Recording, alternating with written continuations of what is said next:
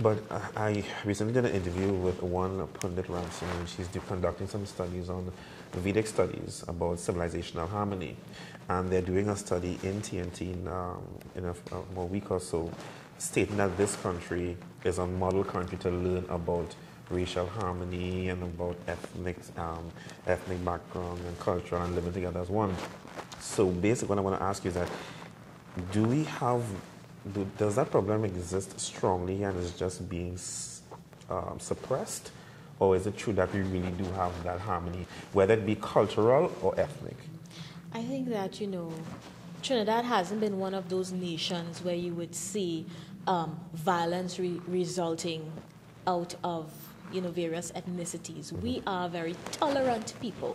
But when it comes to the home, when it comes to the choice of the children, who you're going to marry, who you're going to bring home to mommy and daddy, this is where you see it. When it comes to getting the jobs, this is where you see it. When it comes to going to even the nightclubs today, they're very popular nightclubs in Port of Spain, and I can tell you because I have experienced it, where they leave us standing in long lines outside and the lighter shades come in and they're going without any sort of hesitation at all. They accept them over us. There are certain nightclubs today that have things like Gollywog night for black people.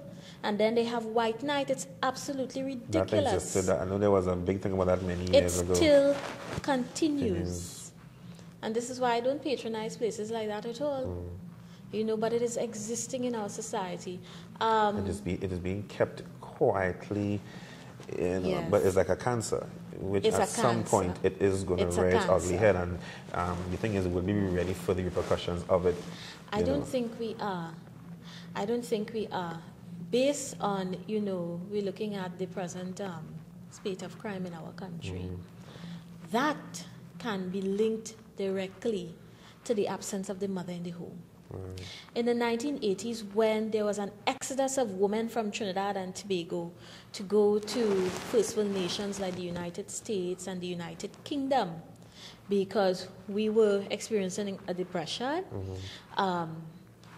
the money they were making just was not cutting it. We had taxes being imposed on us. We couldn't buy food, couldn't feed our children.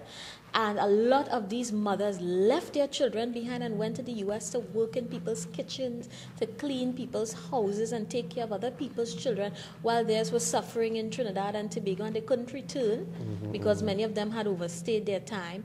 And these are the children who would have been raised by so-called caring relatives who would have abused them, who would have had them sleeping in kennels outside and treating them like animals.